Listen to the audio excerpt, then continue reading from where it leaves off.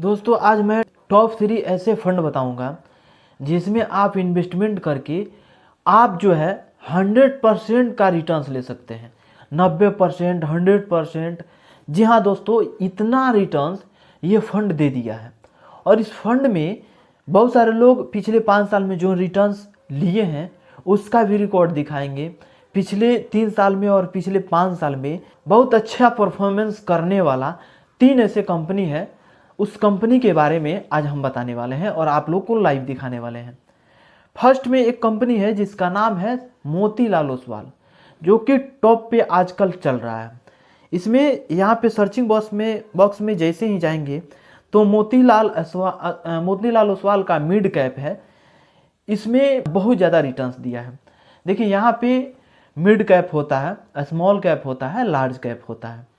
तीनों में आपको डिसाइड करना पड़ता है कि आप कहाँ पे इन्वेस्टमेंट करिएगा। तो ये जो मोतीलाल ओसवाल है, ये मिड कैप फंड है। और यहाँ पे Motilal Oswal mid cap fund direct growth जो लिख रहा है यहाँ पे, इसका पिछले 3 साल में 36.79% का ये रिटर्न्स दिया है। और पिछले 5 साल में देखा जाए तो 35.33% का रिटर्न्स दिया है। ऑल टाइम में 26.76% का ये इंटरेस्ट रेट दिया है। 26.76% का इंटरेस्ट रेट स्टेट बैंक के, एसबीआई के जितने सारे फंड हैं वह भी नहीं इंटरेस्ट रेट इतना रिटर्निंग में दिए हैं जितना ये मोतीलाल ओसवाल ऑल टाइम के लिए दिया है। ऑल टाइम के लिए मतलब हो गया कि जब से ये फंड ओपनिंग हुआ था तब से लेकर के और अभी तक ये जो फंड इतना रिटर्न्स दिया है उसी को ऑल टाइम हम बोलते हैं। यहाँ पे एनएवी रेट चल रहा है 129 रुपया 71 पैसा। एनएवी रेट क्या होता है? जैसे कि किसी भी फंड के 1 यूनिट प्राइस को हम एनएवी रेट कहते हैं।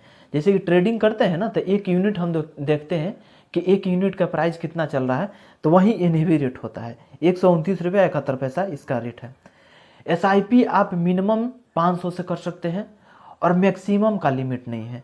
फंड साइज 18,604 करोड़ का ये फंड साइज है। इसका फंड साइज होता है जैसे कि हम इन्वेस्टमेंट किए, आप लोग इन्वेस्टमेंट किए, सभी लोग जो पैसा इन्वेस्टमेंट करते हैं इसके पास जितना फंड रहता है उसी को फंड साइज कहते हैं। रिटर्न्स एंड रैंकिंग आप लोग को दिखाए हैं कि पिछले 1 साल में 64% का इंटरेस्ट रेट दिया है। पिछले 1 साल में 64.4% का इंटरेस्ट रेट दिया है। पिछले 3 साल में 36.8% का इंटरेस्ट रेट दिया है। 5 साल में 35.3% का और ऑल टाइम में 26.7% का ये रिटर्निंग हो गया। एक्सपेंस रेशियो देख लीजिए। एक्सपेंस रेशियो और एग्जिट लोड क्या होता है? एक्सपेंस रेशियो उसे कहते हैं जैसे कि हम जो पैसा इन्वेस्टमेंट करते हैं डायरेक्ट शेयर मार्केट में नहीं लगाते हैं, म्यूचुअल फंड्स के जरिए लगाते हैं। तो जो म्यूचुअल फंड्स में हम पैसा इन्वेस्टमेंट करते हैं तो उसको मैनेज करने में जो चार्ज लगता है, मैनेज करने के लिए, हमारे पैसे को मैनेज करने के लिए कहाँ पे इन्वेस्टमेंट करना है, हमारा पैसा लेकर के कहाँ पे इन्वेस्टमेंट करना है, वो हम लोग डिसाइड तो नहीं करते हैं, वह म्यूचुअल फंड्स वाले डिसाइड करते हैं। तो जो मैनेज करते हैं और मैनेज करने में जो चार्ज लगता है, यहाँ पे एक्सपेंस रेशियो दिया है 0.54% का। यानी 0.54% ये जितना रिटर्न्स दिया है उसका उतना कट जाता है। एग्जिट लोड 1% का लगता है। एग्जिट लोड का मतलब हो गया कि अगर 5 साल के लिए आप एसआईपी करते हैं या लमसम करते हैं, अगर 4 ही साल में उस पैसा को निकाल लेते हैं तो उसमें कुछ चार्ज आपको देना पड़ता है जो कि 1% का है। तो इसमें आपको इतना परसेंट आपको देना पड़ेगा। बाकी अगर इसमें ये एक कंपनी हो गया मोतीलाल ओसवाल, दूसरा एसबीआई का कॉन्ट्रा फंड होता है। एसबीआई का कॉन्ट्रा फंड में पिछले 3 साल में 25.05% का ये इंटरेस्ट रेट दिया है। 5 साल में 31.53% का और ऑल टाइम के लिए 17.81% का ये इंटरेस्ट रेट दिया है। SBI Contra fund direct plan growth. अब यहाँ पे ये एक चीज़ समझ लेते हैं कि एसबीआई कॉन्ट्रा क्यों लगा है। इसमें कुछ ना कुछ ट्रिक होता है। अगर किसी भी फंड का उसमें नाम रखा जाता है ना, तो उसमें कुछ ना कुछ लॉजिक रहता है कि इस कंपनी का, इस फंड का ये नाम रखा जाएगा, तो इसका कारण क्या है। तो कॉन्ट्रा का मतलब हो गया कि जितने सारे शेयर मार्केट में पैसे लगाए जाते हैं वह ये इसमें लगाया जाता है घटते क्रम में। गिरावट पे लगाया जाता है। जैसे कि गिरावट आप लोग नहीं समझ रहे हैं तो ये समझ लीजिए कि इस प्रकार से जो पैराग्राफ यहाँ पे जो लाइनिंग दिख रहा है ऐसे ऐसे ऐसे आप लोग को दिख रहा है, तो यहाँ पे देखा जाता है कि कहाँ पे इसका डाउन हो रहा है। जहाँ पे इसका डाउन होता है यानी एनएवी रेट जो होता है, देखिए एनएवी रेट हम बताए हैं ना 422 रुपया 37 पैसा यहाँ पे इसका एनएवी रेट है। तो ये एनएवी रेट जहाँ पे डाउन चलता है, डाउन में जा रहा है, अब डाउन में जा रहा है, तो वहीं पे इस पैसा को लगाया जाता है कॉन्ट्रा फंड में जो लोग इन्वेस्टमेंट करते हैं।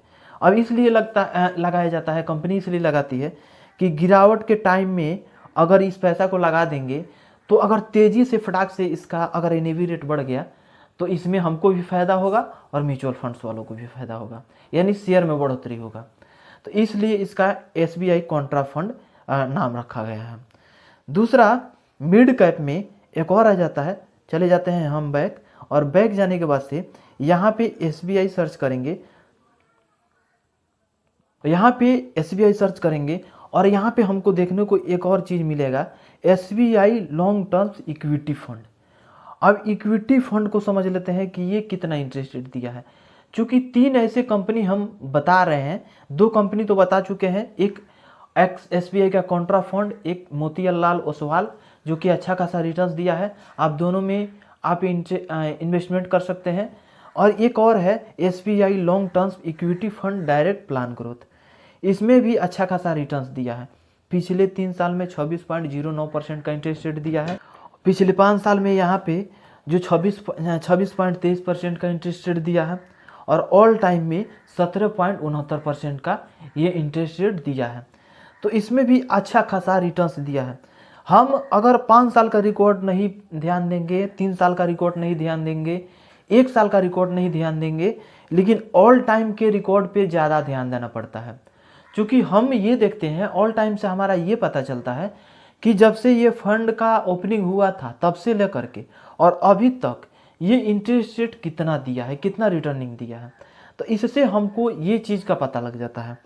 तो इसीलिए हम ऑल टाइम के लिए सबसे ज़्यादा देखते हैं और उस पर फोकस करते हैं। 17.69% का ये ऑल टाइम के लिए इंटरेस्ट रेट दिया है। फंड साइज उससे थोड़ा सा ज़्यादा है, 28,732 करोड़ का इसका फंड साइज है। और फंड साइज और इसमें एसआईपी मिनिमम इसमें भी 500 से कर सकते हैं, मैक्सिमम का लिमिट नहीं रहता है। अगर लमसम करना होगा तो मिनिमम अमाउंट 5,000 रहना चाहिए। यहाँ पे एग्जिट लोड नील है, यहाँ पे एग्जिट लोड नहीं लगेगा, और एक्सपेंस रेशियो 0.93% का लगने वाला है। फंड मैनेजमेंट करने वाले जो व्यक्ति हैं उनका नाम है दिनेश बालचंद्र। ये दिनेश बालचंद्र जो म्यूचुअल फंड्स में हम पैसा इन्वेस्टमेंट करते हैं तो इस फंड के देख रेख करने के लिए ये भी यही है। तो ये 3 कंपनी है जिसमें अच्छा खासा रिटर्न्स मिल जाता है। बाकी ये भी कंपनी है, Nippon India small cap, Motilal Oswal, और एसबीआई में हम इसलिए बताते हैं ज़्यादातर क्योंकि ज़्यादातर लोग एसबीआई पे ही भरोसा करते हैं, और एसबीआई में ही लगभग लोग जो शेयर मार्केट के बारे में जीरो जानते हैं, जीरो, वह सिर्फ एसबीआई पे ही सबसे ज़्यादा फोकस करते हैं और एसबीआई में ही इन्वेस्टमेंट करते हैं ताकि उनका जो पैसा है डूबे नहीं। बाकी चलते चलते एक छोटा सा रिक्वेस्ट रहेगा कि चैनल को सब्सक्राइब जरूर करके रखिएगा, दोस्तों के पास शेयर कर दीजिएगा, एक लाइक कर दीजिएगा। मिलते हैं अगले वीडियो में, आज के लिए बस इतना ही। जय हिंद।